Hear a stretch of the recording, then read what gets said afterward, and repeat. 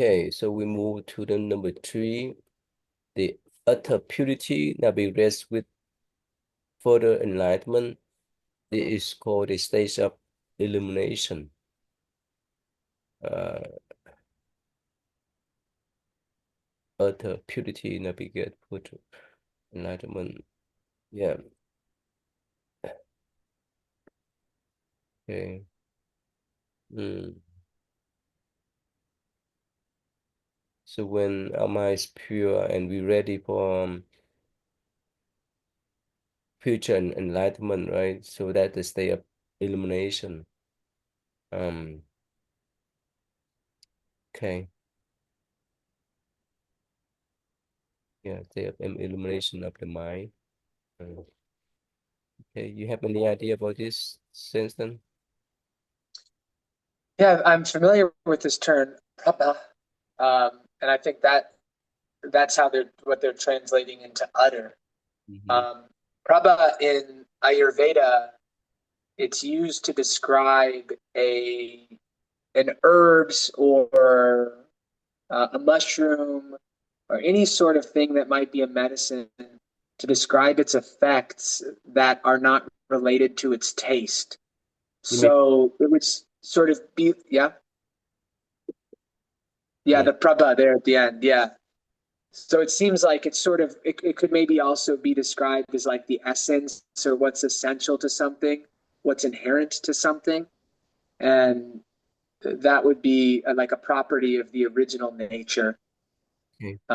So that purity is just, there's it's essential, and when someone has cleared away the defilements and free from the defilements, then that purity just its function is free to illuminate the mind. That's what it seems like. Yeah, please. Yeah. Perfect understanding leads to bodhi in its fullness.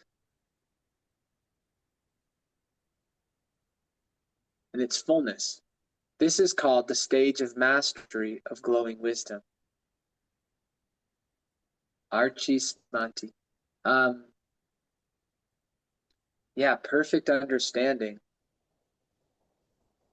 So I'm trying to imagine that state of enlightenment where one is free from defilements and the utter purity of the essential nature illuminates their mind, and then there's complete understanding. Um, and that's called the stage of mastery of glowing wisdom. Mm. So I think wisdom and understanding are related, and in understanding,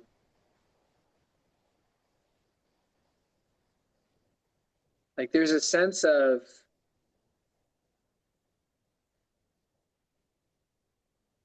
I mean, it seems like kind of like there's a something reflecting in a mirror if there's understanding, because if something just is what it is,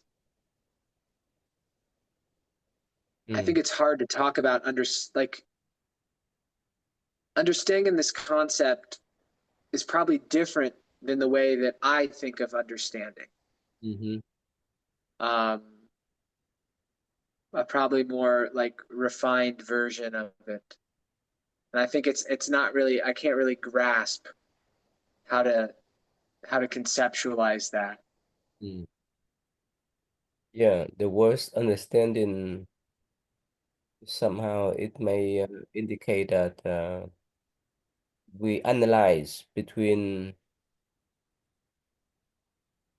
misunderstanding and understanding, between the known and unknown, right? As that's Mm-hmm.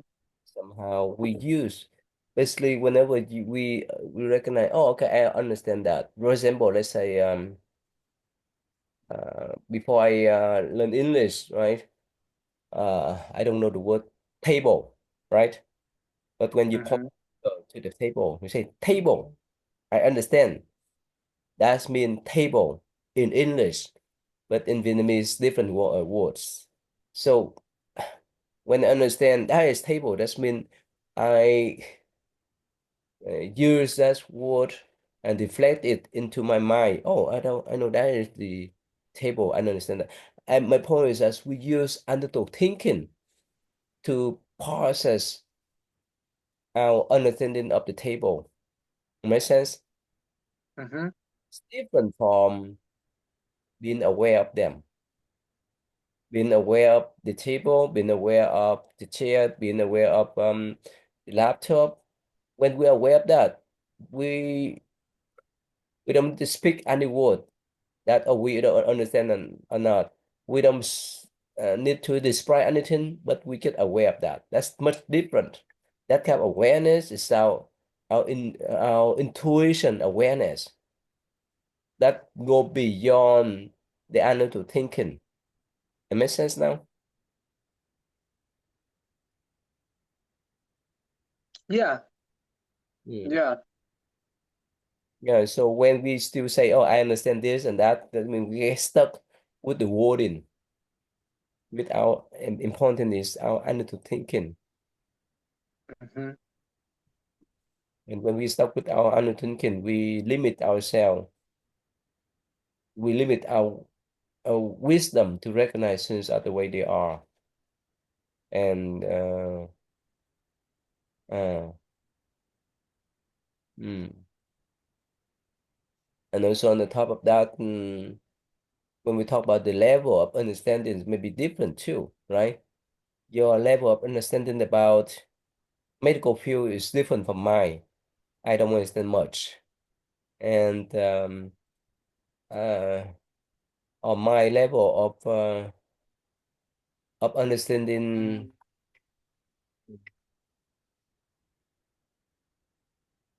I'm sorry, can you give me this? Mm-hmm.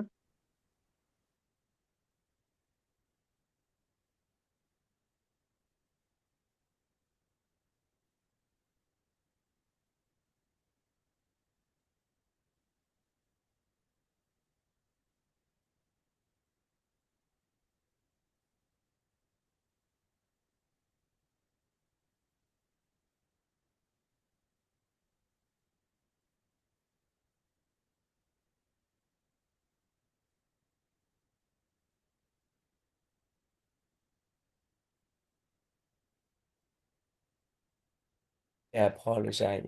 Someone called me to say hi, for New Year. Uh, Oh, nice. last night we have New Year Eve here, and today we have people come and go. Anyway, yeah, that's just the So when we talk about understanding, it's different from awareness, right? Mm. But I don't know why use the understanding, perfect understanding lead to Buddhi.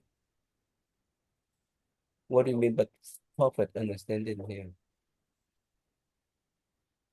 Mm. Probably. Mm.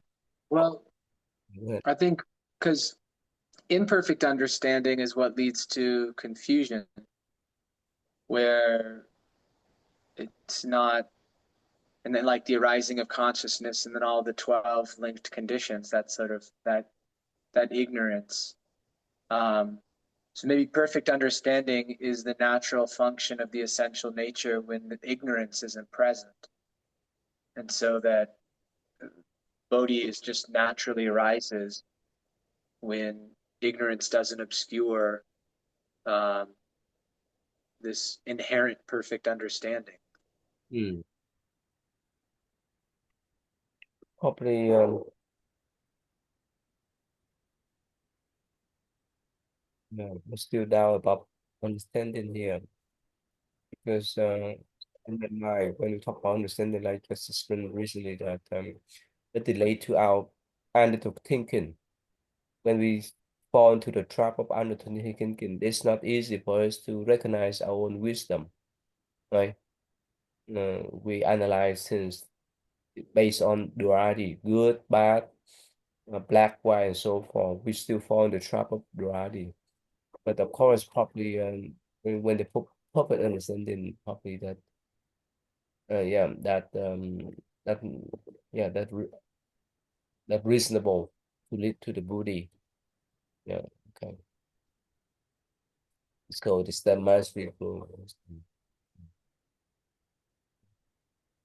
pluralization of condition beyond unity and differentiation is called the stage of mastery of utmost difficulties. Pluralization. Yeah, I think I like this word pluralization. It's better than understanding, right? What do you think? Mm, yeah. It seems, yeah, it's not, it doesn't denote as much of a thought-based process, Mm-hmm. but it's more just there.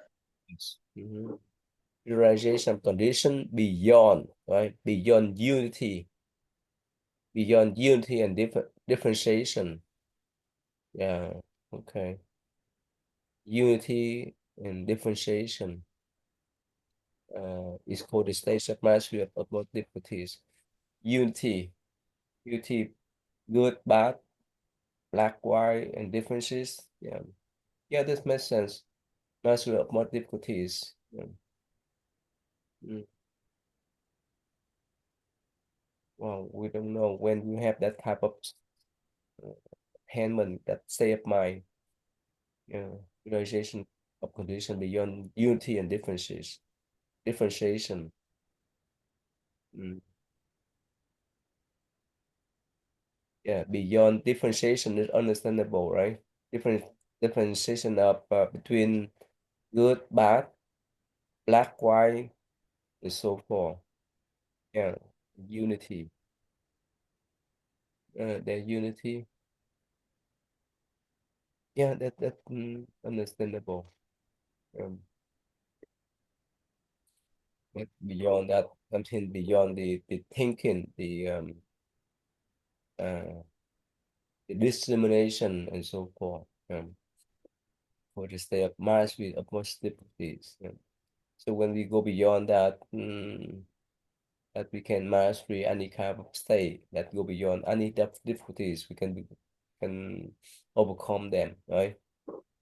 Yeah, please.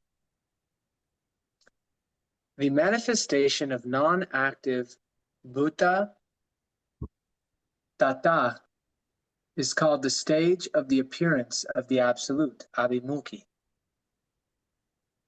Hmm.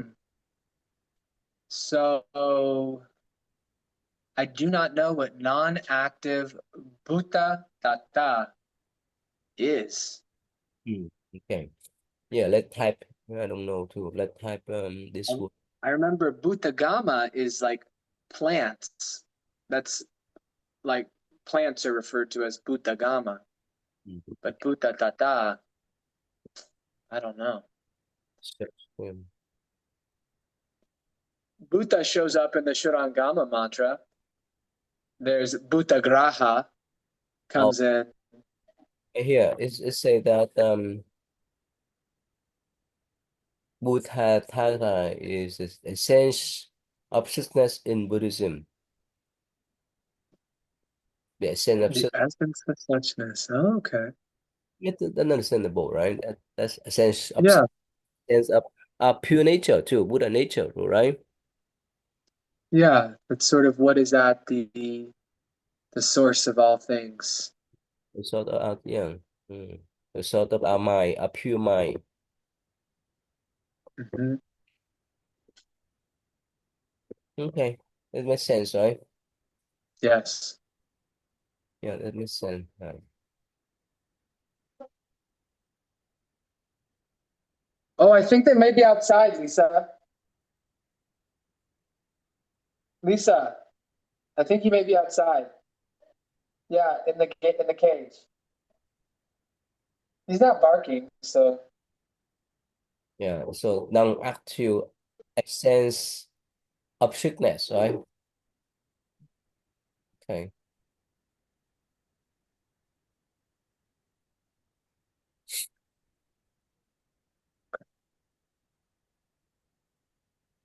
Okay, so number seven, throughout penetration of the whole region of the absolute is called the all-embracing stage.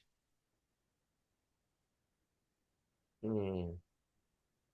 temporal penetration of the whole region of absolute. Uh, Penetration of the whole region of absolute. So when someone attend to that state of mind, right, that they could penetrate through that absolute uh, reality, absolute state. So that's called embracing state.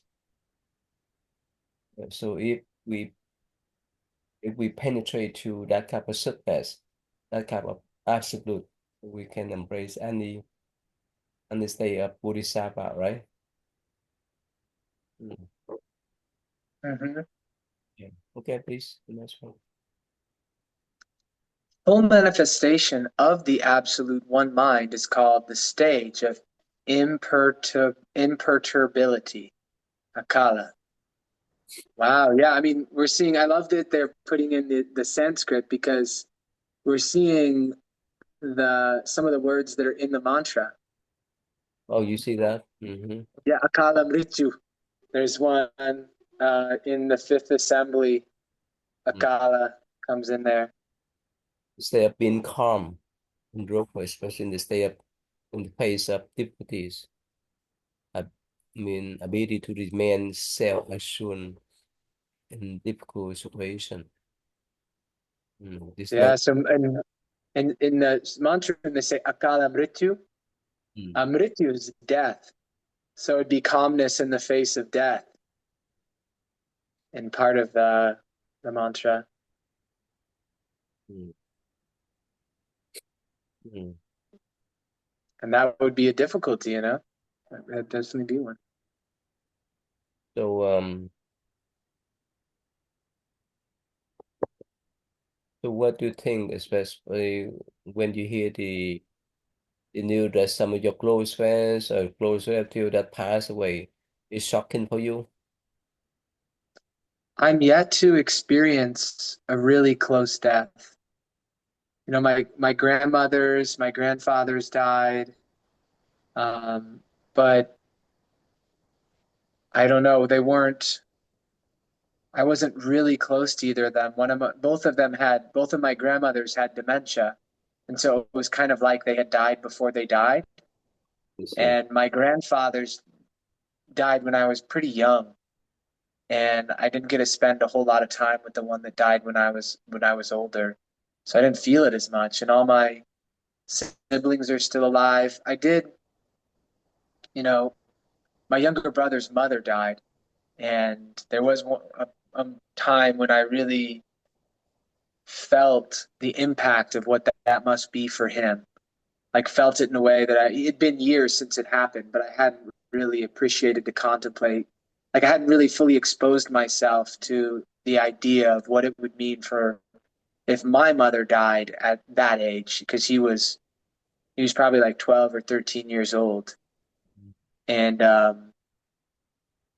think for the normal human being who hasn't mastered these states, it's it's tremendously difficult because you know, I'm still bound by thoughts of the future and of the past, and so he will always think about every time he has a new event in his life, what would it be like if my mother was here for that?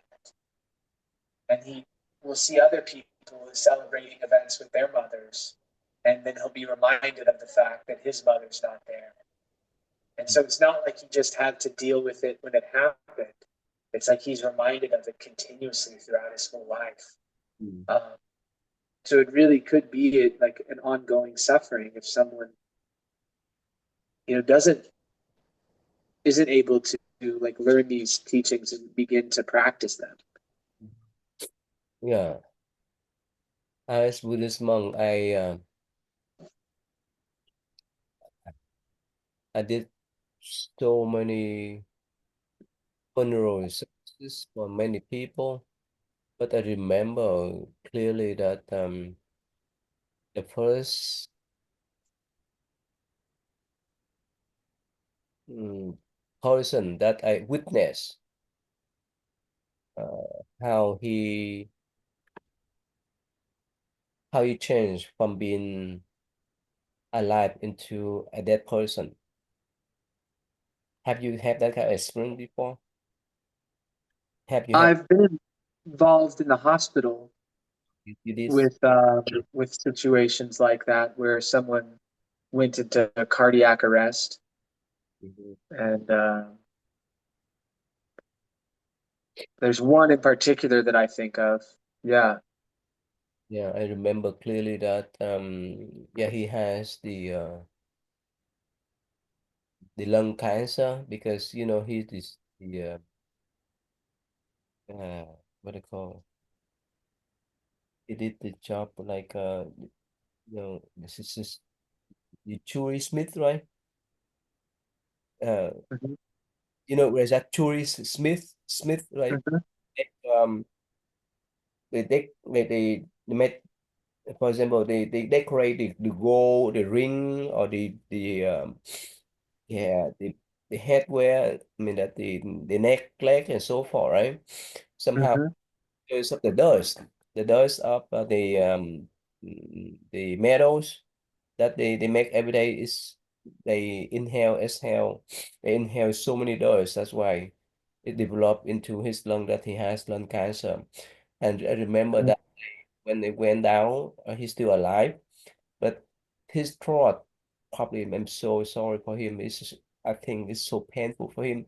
So he just while he was lying down on his bed, it just make the warm. I mean that okay, basically he just cry without tear.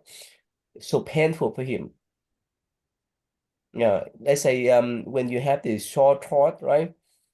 Is it like the knife cut through your throat? I think at that moment. mhm, Yeah, and so I went to his room. So the wife set up the room that in the front is the Buddha altars, and up it's face. He lie down on the bed that face to the Buddha altars. So I face to the Buddha altars and did the chanting. I chant the Amitabha Sutra. I think in the morning, and I try my best with my sincerity to pray for him, but he just move around while he lying down on the bed with this type of suffering manifestation. Uh, yeah. So he could not lie still. It's so pain. I felt that time is so painful for him. So what happened then? I don't know where I told you yet. So I told his wife that you need to release the animal for him. And yes, of course, since she's Buddhist now, she's Buddhist nun now. She tells me, and she asked some of her friends or whoever. This happened in Savannah to go out to buy 3 boxes of crabs, 3 boxes of crabs, and I remember that evening. So I went out with her and her friends to release the crabs onto the creek around 6:30. And when we got back, guess what? About 9:30, he passed away peacefully. mm,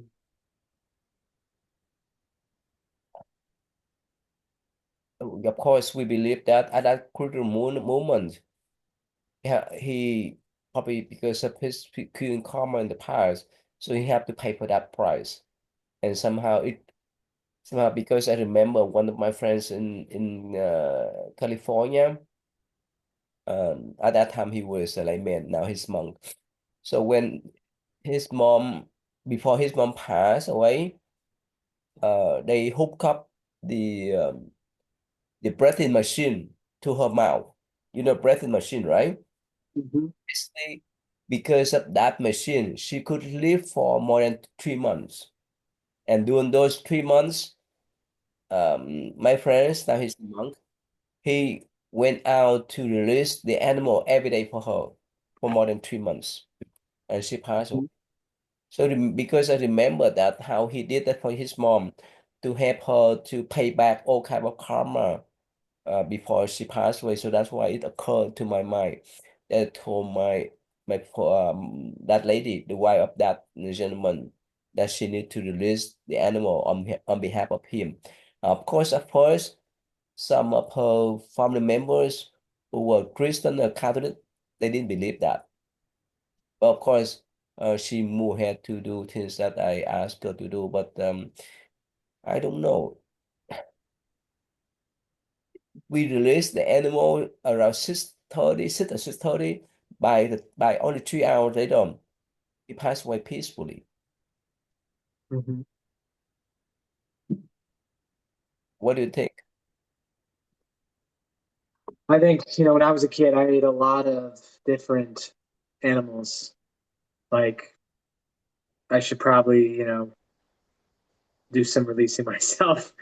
And when I get older, maybe if when I can buy land, I could even like buy some cows that would otherwise be killed and let them live out their life on the land. I used to eat, Mm, just so much meat and animals up until like 13. And, um, but I mean, everything is connected, and these laws of karma are, I think that they go beyond like our ability to navigate them like we navigate the physical laws, like how we can navigate gravity and inertia and light and all those things. I don't think that we understand karma, all of its nuances, so that I don't think we could rule out that your experience, like we couldn't devalidate that experience and say, hey, no way, no, those two are connected. I mean, it is an expression of compassion and using the intention as well. And intention is so important. So I think it's not outside of reason that those two are connected. mm. This is a Buddhist monk. Before he became Buddhist monk, he was a doctor. And guess what? One day he used his gun to slaughter his cow. He shoot the bullet uh, to his cow and on the front of his cow. Of course, the cow died on the spot. Of course, he enjoyed the meal of that type of cow. Guess what? I don't know. I forgot what did he say, but later on, I don't know whether it's short periods of time or I don't know. And his daughter died exactly the same way. Wow. Realize that that's why I became Buddhist monk. Oh my gosh. Yeah, some kind of karma that we don't know if we have that kind of instant karma or whatever. Yeah, so yeah, of course. So in Buddhism, we see that when we have some kind of illnesses, that the kun karma, there's manifestation of kun karma there. Mm. Otherwise, we would not have much suffering about this illness, the sickness. Anyway, so uh, yeah, and Giáo Pháp, you talk to him every week, right? Once per week, right? Yeah, sometimes or twice per week. Sometimes we miss it, but we made both of them. Did we make both of them this last week? Yeah, we made both of them this last week. Yeah, he take care of the temple in Houston, and in Houston area it's very convenient for people to buy animals like the crawfish, the frogs, and so forth to release them. So once per month he go out with people to release the animals. You can talk to him about that. Oh yeah, because we in Indiana, there's not a big opportunity to do that. Oh, Um, yeah, I mean, I could. There are places I could go. They're like Chinese food places. I could buy fish, but still, but I shouldn't release them into most of the waters around here. Yeah, I don't know whether they can survive or not. Right? yeah. And some of them, a lot of them aren't native, and so it wouldn't be appropriate. I guess pet stores, there's certain frogs that could be released. Um, but yeah, when you're on the coast, it's so much easier because you the crabs, right? The crabs, the lobsters, those are. The crawfish. Yeah, Oh yeah. people down there they love crawfish, right? Mhm. And but of course here is yes this type of coldness. There's no way for us to release anything. Right? Of course, even in the summertime too. Right? It's Mhm. out there. Yeah. But that's why my mind was thinking about like how I would do it here. It'd be like, well, if I had a bunch of land, then I could buy farm animals from people and let the farm animals live on the land. Really? Well, Like, have 84 acres of land here. oh yeah, Yeah. But I don't know. yeah, It's them. I don't know how they survive. And also, anyway, yeah, I have not had that kind of thought. Um, you'd have to feed them like pigs are vegetarian and pigs are about as smart as dogs. Um, so if you, I think they can survive in the winter outside. They need like an enclosed area to be out of wind and to be out of rain and snow. So if they had like a little, a little barn to go into and then they were given food, then they could just, just wander around and they're some of them can be kind of ornery, but generally pigs are really friendly. They're not gonna hurt anybody. but in this era, right? I don't know whether you read some news that people keep the pet outdoor, they will be put in jail, right? Especially the dogs. There's one Oh yeah. lady in my area. Yeah, last few years ago, she had I think more than 10 dogs. She kept outdoor, and somehow they address her. Yeah. Wow. That's in Corridon? Popped in corner somewhere in southern Indiana. Yeah, Okay. few years ago. Yeah. That's It, surprising because there are plenty of dogs that are fine outside, like huskies. Certain breeds of dogs, they do fine in the cold. They actually like it. really? Yeah. Yeah. Oh yeah. Like huskies, you just got to give them somewhere to get out of the wind and the snow so they can be dry and not wind on them and not too big so that their heat can kind of enclose in there and Mm. then there I mean dogs like our their ancestors lived outside so some of them do quite well. You couldn't take like a little chihuahua and have a chihuahua outside in the cold but Anyways, yeah. So in we live if we live in the warm area, tropical area, much easy for us to release the animals on to the wild or to the ocean to water, but not in this area. But the spirit strength, right? It's spirit strength for American people when they see that how we release the animal, right? wonder. Yeah, probably for some people because people are so disconnected from thinking about animals as having preferences. Hmm. I think they just don't even consider that. They just see them as kind of like a tree or something that where they're for our use, however we want to use them. Um, so yeah, probably some people it would give them pause and they would think about it. But I don't think most people don't see it negatively, um, unless people tend to like if someone finds out that I'm a vegetarian, they tend to start defending themselves automatically, and they also tend to kind of like try to gently attack vegetarianism as a way to protect themselves from reflecting on um, like that idea of compassion for living things. So some people may invoke a little bit of anger because they'd rather be angry than think about like reflect on how they treat animals. Because Hmm. if they see someone else treating animals with compassion, it may force them to confront on some level how they treat animals. Uh, So yeah, I think it could be strange or even make some people upset, maybe on some level. Mm. Okay, so yeah, I think let us close today then. Okay, yeah. Um. All right, so see you this Sunday then. All Okay. right, yes, I'll see you this Sunday.